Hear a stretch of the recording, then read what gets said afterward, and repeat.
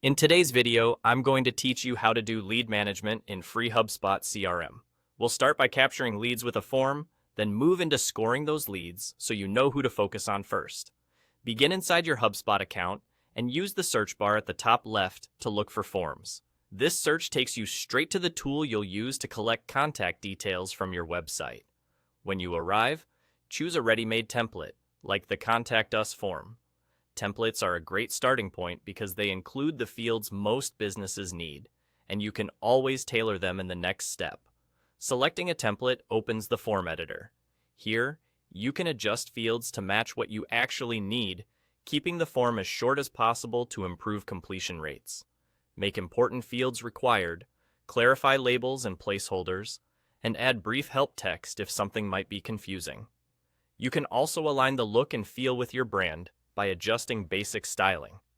Before moving on, use the preview to make sure the form reads well on desktop and mobile, since a lot of submissions happen on phones. When everything looks good, review and publish the form. Right after publishing, HubSpot provides an embed code. This is a small snippet you'll copy and paste into your website wherever you want the form to appear. Most site builders and CMS platforms let you drop this code into a custom HTML block. After embedding, it's smart to do a quick test submission to confirm data flows back into HubSpot correctly. As visitors start interacting with the form, their information will automatically appear in HubSpot. You'll find it in the Contacts section or in the relevant area depending on the type of form you created. Open a contact record and you'll see a timeline showing the form submission and other activity, which gives you context for future conversations.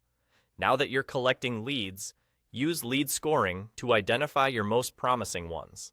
In the top left search bar, look for lead scoring. This tool lets you assign points based on who someone is and what they do.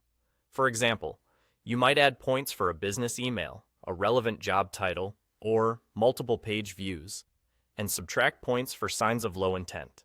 Keep your first version simple, focusing on a few high-signal attributes and behaviors.